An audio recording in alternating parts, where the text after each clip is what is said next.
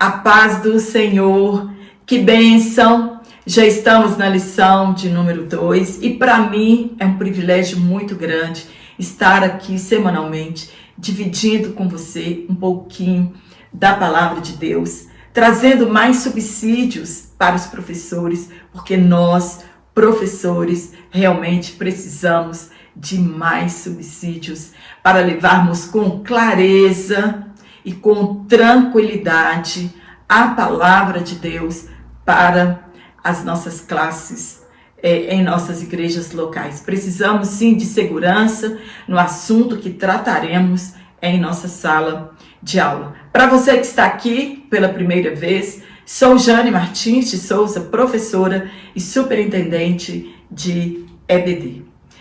E durante esse trimestre vamos falar muito sobre a doutrina do pecado e o que as pessoas entendem por pecado neste século 21. Na lição de número 2, nós vamos falar sobre a deturpação da doutrina bíblica do pecado. E o texto que foi tomado por base para estudarmos esta aula está em Romanos, no capítulo 3, do versículo 9 ao 20. Então fica comigo até o final desta aula e juntos vamos aprender bastante a respeito da doutrina do pecado. E já quero agradecer você que compartilhou aqui nos comentários como foi o encerramento na sua igreja local.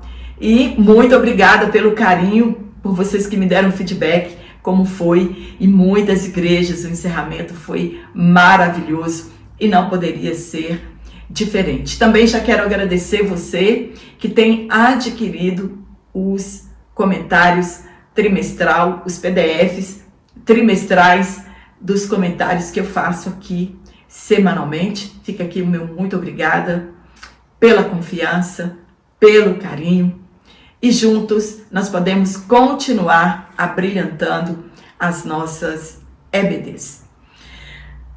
E eu quero fazer uma pergunta para você. Quando o pecado entrou no mundo? Quem introduziu o pecado? Onde ele começou ou por quem ele começou? De fato, o que é pecado? Qual a doutrina bíblica que estuda o pecado? Qual a visão que as pessoas têm do pecado na atualidade? Qual a visão estas mesmas pessoas têm de Deus? Somente a palavra de Deus para nos dar todas estas respostas. A doutrina do pecado é uma das doutrinas estudadas dentro da doutrina da salvação. Na doutrina do pecado, nós estudamos sobre a condição humana, sua natureza caída e carente de um Salvador, e que precisa ser liberta do poder do pecado. Porém, quando esta doutrina é deturpada, tudo mais no campo moral também é. Ela faz oposição às ideologias modernas que buscam enaltecer o homem, transformando o homem no centro de todas as coisas e que ele por si só pode salvar-se e que a bondade ela é intrínseca no homem. Talvez essa deturpação seja a raiz desses fenômenos éticos tão distantes do cristianismo. Esse movimento LGBTQI+, ele não é só um movimento, ele é uma religião. Eles pregam um Deus complacente com o pecado, ensinam a pluralidade afetiva e que todos irão para o céu, independente de suas crenças. Não acreditam em um Deus punitivo e o que assistimos é a degradação moral em nossa sociedade permissiva, que deram as costas às verdades bíblicas. A doutrina do pecado confronta a todos estes ideais de imoralidade. O pecado ele teve sua origem no mundo espiritual, na corte angelical. O pecado é uma realidade que nos envolve e nos atrapalha em nossa carreira espiritual. O pecado entrou no mundo por intermédio da queda de Adão e Eva no jardim do Éden. E ele então passou a toda a humanidade. E pelo pecado, a morte entrou no mundo. Por isso, todos pecaram, judeus e ímpios. Ninguém está em vantagem. É o que o apóstolo Paulo está afirmando. E destituídos estão da graça de Deus. Somos carentes da graça de Deus e por isso Deus enviou Jesus Cristo para salvar a humanidade. Pecado é transgredir a lei de Deus, é errar o alvo. E o pecado começou lá na região celestial, no céu, com Lúcifer, o anjo de luz, que quis ser como Deus. O orgulho foi a causa do seu pecado. Quando a lei foi dada, o pecado ele já estava no mundo. Mas o pecado ele não é levado em conta quando não há lei. Todavia, a morte reinou desde Adão até Moisés, quando a lei foi dada.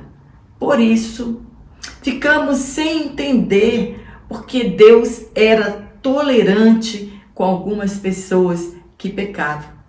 Não havia lei, somente aquela que foi colocada no interior do homem na sua criação. A lei ela não foi dada para salvação, e sim para apontar o pecado. O papel da lei é tornar o homem ciente do pecado, e isso traz a necessidade de um Salvador. Adão, ele é um tipo de Cristo em contraposição, pois pelo pecado de um homem entrou o pecado no mundo. E por um único sacrifício, por um único ato de justiça de um homem, Jesus Cristo, entrou a salvação no mundo. Não há salvação fora de Cristo. E somente com nossas vidas regeneradas, as consequências do pecado é desfeita em nossa natureza humana, herdada dos nossos primeiros pais. Somente o Espírito Santo derramado sobre nós tem este poder regenerador. Somos templo e morada do Espírito Santo e por isso não somos de nós mesmos. E, infelizmente, com o enfraquecimento da doutrina do pecado, por influência de teologias modernas, está havendo a normalização do pecado em muitos lugares denominados cristãos. Hoje ouvimos muito, entre aspas, não tem nada a ver, ou, para mim isso não é pecado. Falamos na aula passada sobre os pastores progressistas. Em outras aulas futuras, retornaremos a este mesmo assunto, pregando um evangelho que não é o evangelho de Cristo e já ensinam doutrinas de homens que vão de encontro com a palavra de Deus. No primeiro tópico, nós vamos falar sobre o ensino bíblico na natureza, o ensino bíblico da natureza pecaminosa. O primeiro ponto, definição de pecado. Do hebraico hatá, do grego hamartios. Quando nós estudamos teologia, nós aprendemos a hamartiologia, que é o estudo do pecado. E essa palavra é de origem grega, hamartios. Do latim peccatum. É a transgressão deliberada e consciente das leis de Deus. Significa também errar o alvo, hamartia, estabelecido pelo Criador. Então Deus estabeleceu um alvo para o homem. E quando o homem peca, ele erra este alvo. Então, a raiz da palavra, a tradução dessa palavra, errar o alvo, é hamartia. Então, o alvo do homem na criação era viver para a glória de Deus. O pecado de Adão foi imputado a todos os seus descendentes, isto é, as consequências do pecado dele recaiu sobre terceiros, no caso, o sofrimento e a morte. Então, todos herdaram, estão experimentando a consequência do pecado de Adão, que é o sofrimento e a morte. E também pode ser acertar o alvo desejado ou deliberadamente acertar o alvo errado. No caso aqui, o erro moral.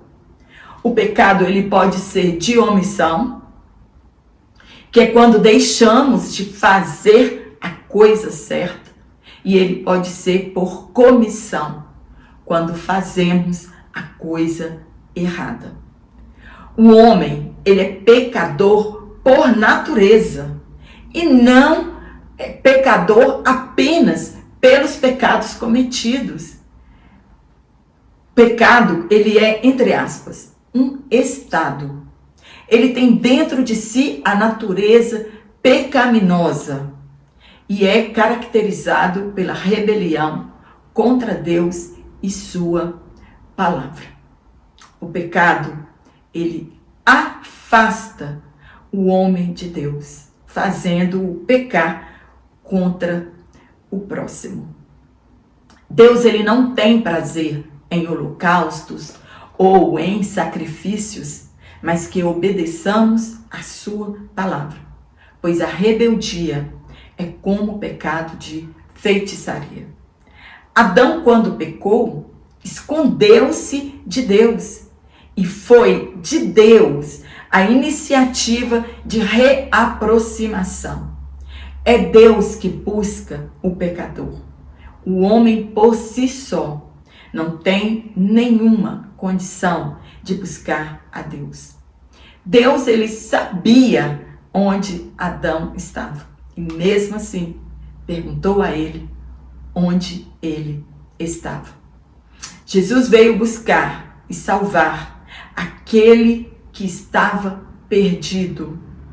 E somente andando na luz, que é Cristo, temos comunhão uns com os outros. A condição do não regenerado é o pecado e somente o novo nascimento. A regeneração pode mudar este estado de pecado e quem faz esta reconciliação é somente Jesus Cristo. O sangue dele nos purifica de todo o pecado. Quem sabe fazer o bem e não faz, peca. No ponto 2, a universalidade do pecado. O homem, ele foi criado em um estado de inocência, de perfeição e de pureza, em retidão. E ele buscou invenções. Deus ordenou a Adão que podia comer livremente de toda árvore, exceto da árvore do conhecimento do bem e do mal. E ele escolheu desobedecer a Deus. Nós fomos criados com livre arbítrio. Adão poderia ter escolhido não comer do fruto e deixar que Deus tratasse com Eva. Nós sabemos que ele é um tipo de Cristo e por amor se fez maldito por Eva, assim como Cristo se fez maldito por amor à humanidade. Nunca saberemos de fato, somente na eternidade. O que sabemos é que o seu pecado de desobediência trouxe consequências amargas a toda a humanidade. Todos, nascemos em pecado.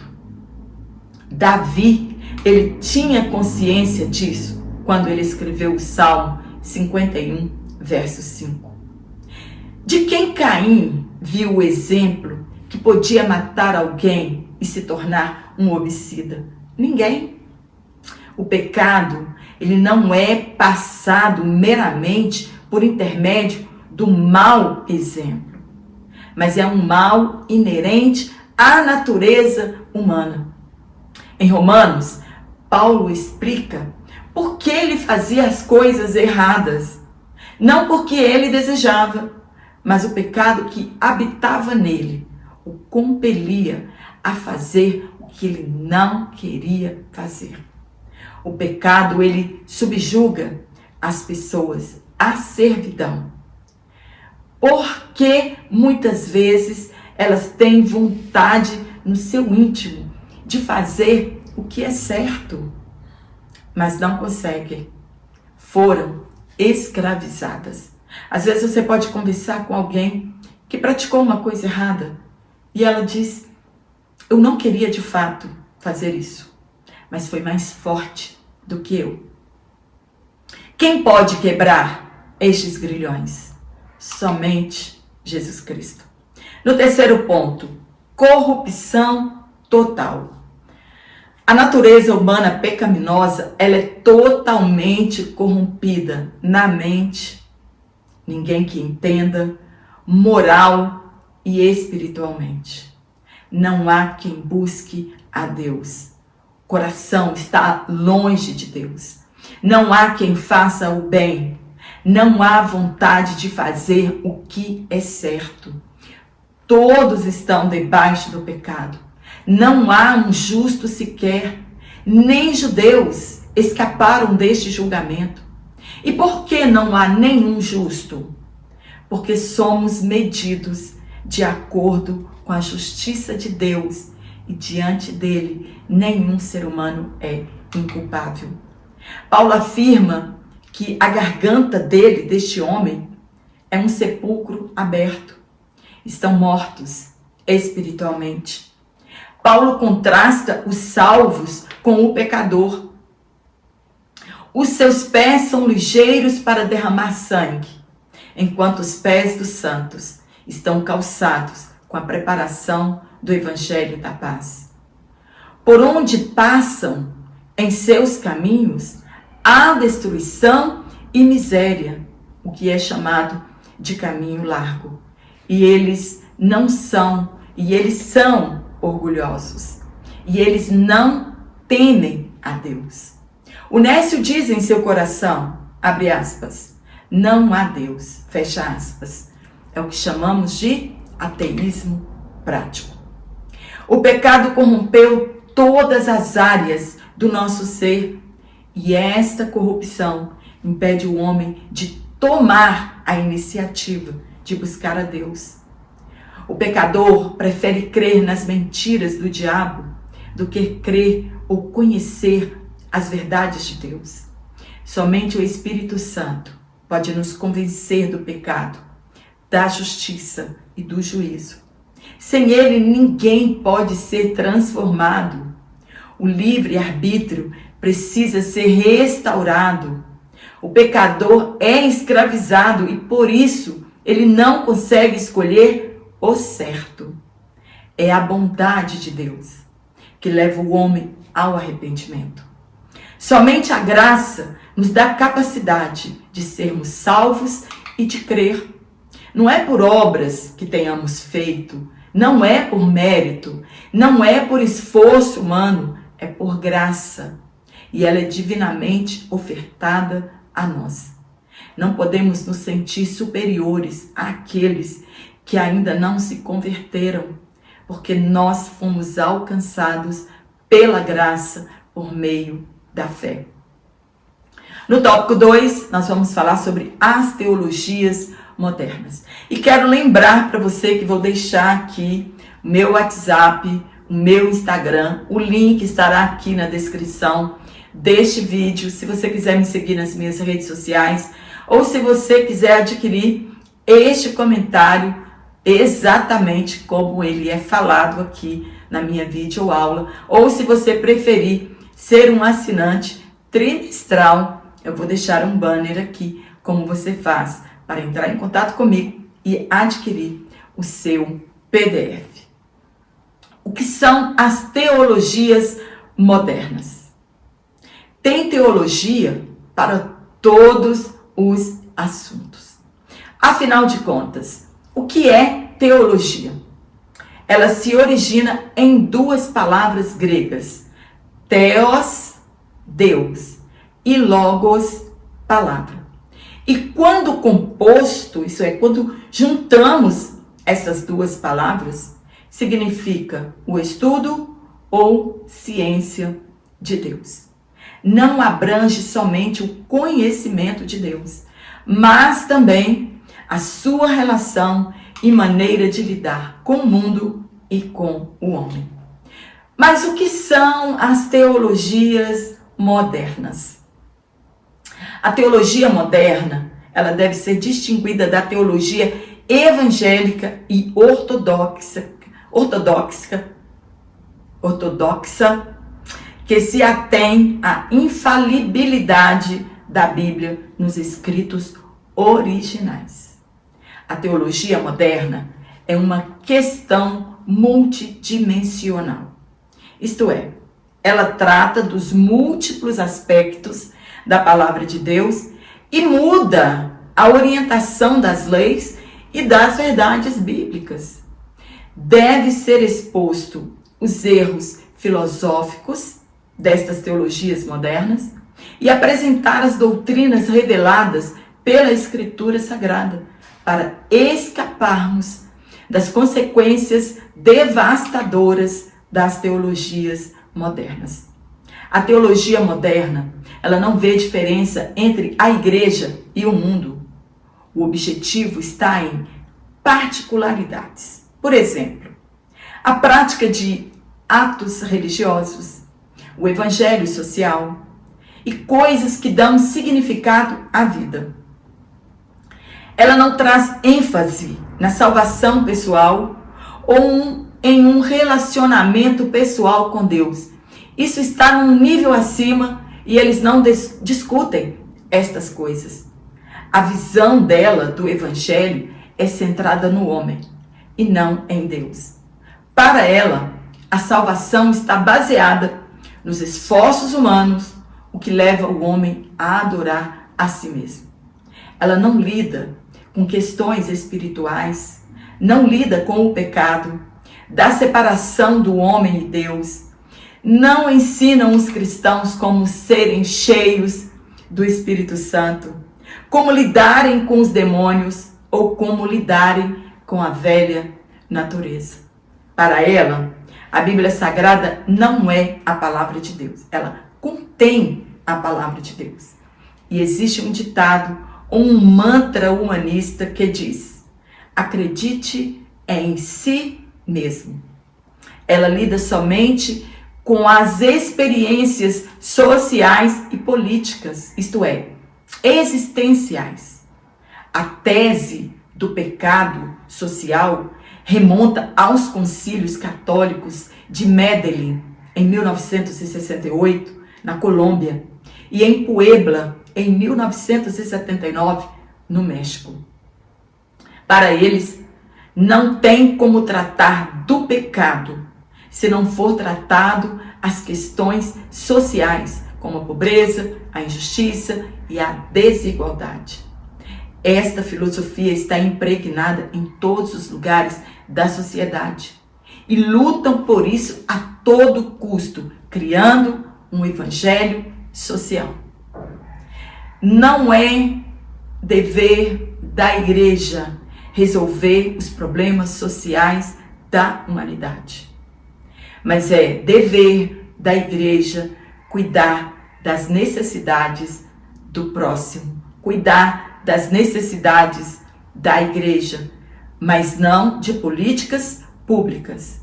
Para eles, o pecado não é de ordem moral, e sim econômica e social.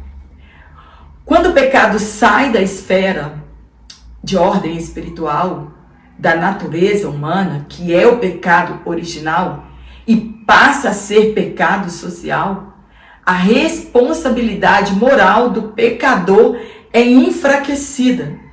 Então, ele está pecando por força maior, por causa das injustiças sociais, e isso tem de ser levado em conta. Hoje, infelizmente, a maioria dos crimes e pecados sociais não estão na ordem moral e sim mental. Eles acreditam que se resolverem as questões de ordem social, estarão resolvendo o problema do pecado. Isto é uma deturpação a respeito do que ensina a Bíblia sobre o pecado. No ponto 2, a teologia da libertação. Ela tem afinidades com as ideias filosóficas de Karl Marx e busca libertar o homem das estruturas opressoras. Nasceu em 1970 com Gustavo Gutierrez, no Peru, e Leonardo Boff, no Brasil. Para eles, o estudo teológico não deve ser centrado em doutrinas bíblicas para libertar o homem do pecado, mas libertar o homem da injustiça social, econômica e cultural. Desse impulso surgem as teologias de cunho emancipatório de gênero, sexualidade, de sexualidade a homossexualidade e de raça. Uma de suas vertentes é a teologia da missão integral, o TMI. A fé cristã, ela é reduzida à militância política socialista e marxista. As pautas sociais e progressistas são disfarçadas pela roupagem do evangelho, postas acima dos valores morais do reino de Deus. Então, eles transformam o evangelho em inconformismo, em criticismo e assistencialismo.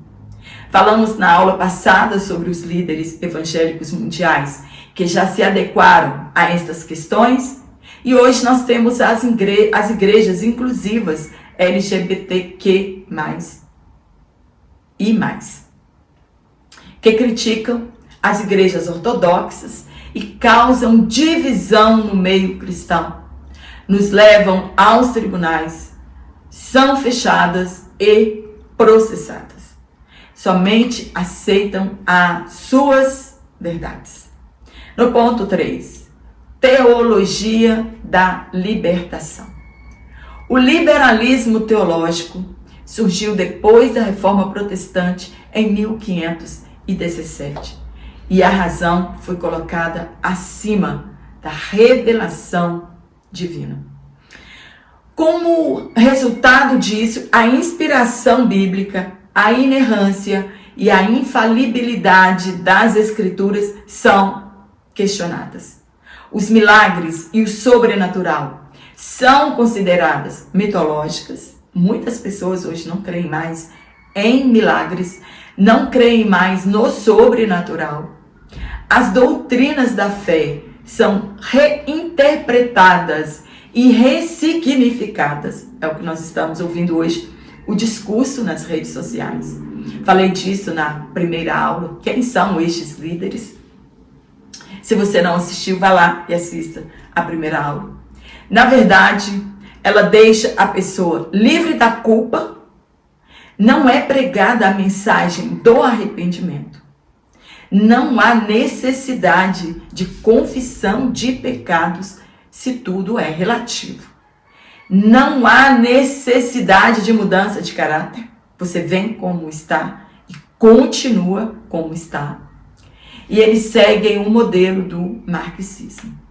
O ideal da teologia do liberalismo é opor-se às antigas doutrinas bíblicas, sendo assim o pecado relativizado. Isto é, não existe uma verdade absoluta. Tem apenas um valor relativo de acordo com a percepção de cada um. O ecumenismo religioso é propagado, toda experiência espiritual é válida. No último tópico, no terceiro tópico, nós vamos falar sobre a normalização do pecado. E como já está normalizado o pecado em nosso país. É a maior armadilha feita para o pecador. Legalizar o pecado ou até mesmo a santificação do pecado. Estamos vivendo os últimos dias da igreja. A igreja enfrentará grandes perseguições e fortes retaliações se posicionar contra estas teologias diabólicas. Já legalizaram o casamento entre pessoas do mesmo sexo? Querem legalizar pequenos furtos sem nenhuma punição? Adoção de criança feita por pessoas do mesmo sexo? O novo modelo de família? Querem legalizar o aborto, a pedofilia, o incesto e querem criminalizar a Bíblia Sagrada e suas doutrinas. Você está pronto para ser perseguido e sair em defesa do Evangelho de Cristo? No primeiro ponto, crise ética e moral. Os valores que regulam a conduta de uma pessoa é chamado de ética. Assim como é santo aquele que nos chamou, sede vós também santos. Ser santo é ser separado para um propósito específico, glorificar a Deus. E a prática desta conduta é chamada de moral. Ética é ciência moral. O seu objetivo é estabelecer o que é certo e o que é errado. E a sua essência acha-se registrada nos 10 mandamentos.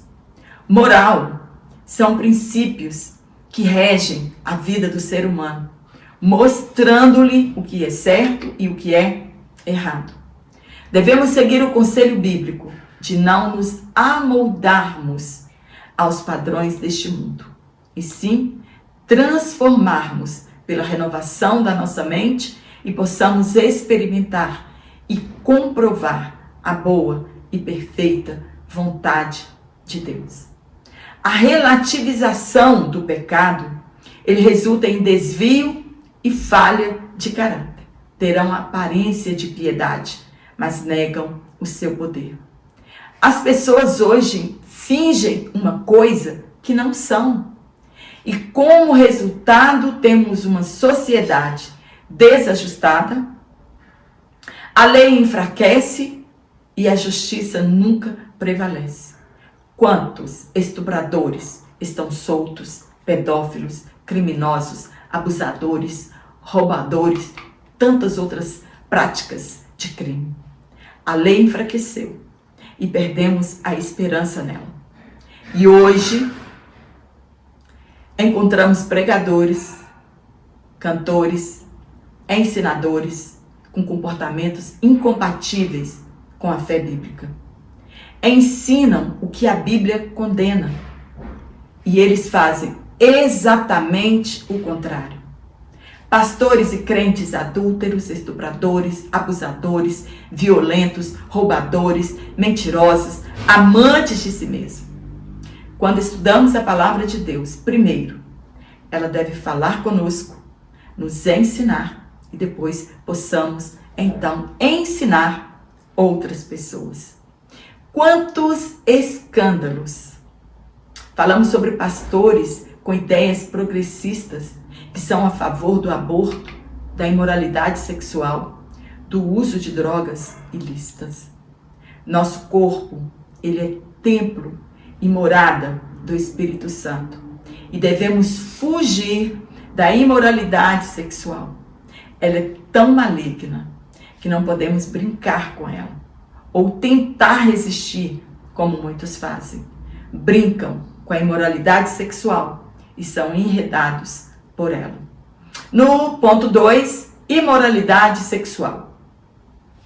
A imoralidade sexual, ela avançou em nosso século. O que era feito às escuras hoje é praticado à luz do dia. As pessoas perderam o temor e se expõem sem nenhuma reserva. Tudo hoje está sendo tratado com normalidade. Em defesa desta liberdade, que na verdade é libertinagem, estão nos obrigando a aceitar a licenciosidade para pecar. Entre aspas, meu corpo, minhas regras. É o mantra das feministas. Isso abriu espaço para outros pecados, como o sexo antes do casamento, banalizado, o sexo fora do casamento, banalizado, a normatização da homossexualidade. Os cristãos são os opressores da sociedade quando falamos sobre virgindade, sobre a pureza do leito do casal, que o cristão não pode deixar a prostituição macular o seu leito. Querem a todo custo nos calar. E a regulamentação das redes sociais veio para isso mesmo. É o afrouxamento da moral. O ensino da ideologia de gênero antibíblicas. Deus fez macho e fêmea e ninguém pode mudar isso. Estamos assistindo à erotização das nossas crianças. Elas podem decidir o que querem ser, homem ou mulher. Elas são o alvo. Devemos orar por nossas crianças. Eles promovem luxúria e licenciosidade. O pecado é tolerado. A família é desconstruída e a doutrina da santidade, ela é negligenciada. Luxúria é comportamento desregrado em relação aos prazeres do sexo. Licenciosidade é devassidão, que age de maneira desregrada, sexual ou moralmente. No ponto 3, a dessacralização da vida. Toda vida ela é importante desde a concepção. O corpo não é nosso. Não somos de nós mesmos. E por isso não posso fazer com o meu corpo o que eu quero. Há um mantra diabólico em que se diz que o corpo é meu e, portanto, as regras são minhas. Somos apenas despenseiros do nosso corpo, pois um dia prestaremos contas a Deus de tudo o que fizermos com ele, seja no que ingerimos, no que colocamos nele ou o que fazemos com ele, inclusive se apresentarmos nosso corpo como instrumento para imoralidade. Deus disse a Jeremias, entre aspas, te vi antes que fosse formado. Disse a Paulo, entre aspas, te escolhi no ventre da sua mãe. E o salmista escreveu, entre aspas, os teus olhos me viram ainda informe. As pessoas precisam ser alertadas contra o perigo que ronda as pessoas, que ainda desconhecem como uma vida é sagrada e não podemos fazer dela o que quisermos. E isso vale para o aborto, para o suicídio assistido, para a eutanásia assistida. Infelizmente, muitos não sabem o que fazem. Não foram ensinados, e sim doutrinados com a doutrina de demônios. A vida deve ser valorizada. Você é importante para Deus. Podemos não ser para algumas pessoas, mas para Deus temos o nosso valor. Hoje as pessoas violam o direito que as outras pessoas têm de viverem. Matam por prazer, por capricho, por egoísmo, por raiva, por desavença, por não ter a capacidade de perdoar uma dívida, de perdoar um adultério, por uma separação, por vingança, por medo, para preservação da beleza. Enfim, a vida não tem mais o valor original. O pecado vulgariza a sacralidade da vida. São ideologias que desprezam o valor de uma vida. O corpo é nosso, mas precisamos cuidar dele. Não posso ingerir qualquer coisa acreditar que posso fazer o que quiser, ingerir ou inalar drogas, álcool, alimentos prejudiciais à saúde. Infelizmente, existem cristãos que desrespeitam o seu templo, que é morada do Espírito Santo. Você deve cuidar do seu corpo, dar a ele apenas o que ele faz bem. Tem pessoas que exageram na alimentação. Já ouviram um ditado que diz que crente come demais? Pois é verdade. Claro que não podemos generalizar, mas precisamos cuidar da nossa alimentação e também do nosso corpo. Nem sempre gordura é sinal de saúde. Amém? Espero ter te ajudado com este comentário. Realmente, nosso comentarista, Douglas Batista, trouxe um aprendizado maravilhoso para nós, mas um pouco difícil, cheio de atualidade. Então precisamos estudar mesmo, dedicar mesmo para o nosso crescimento espiritual. Eu quero mandar um forte abraço para você que está aqui semanalmente na minha aula, você que tem comentado, te agradecer pelo carinho, pelas orações, por compartilhar comigo as suas experiências em sua EBD. E eu quero mandar também um abraço para aquelas pessoas que me pediram. Imagine, manda um alô aqui para nós. Eu quero mandar um abraço para nossa irmã Valdete, na AD, em Colina, Espírito Santo. Para Iranilde Coelho, em Santa Inês, no Maranhão, na área 2. E também para nossa irmã Eliana Souza, aqui. Forte abraço para você e eu te espero aqui na nossa próxima aula, se Deus assim nos permitir. Então,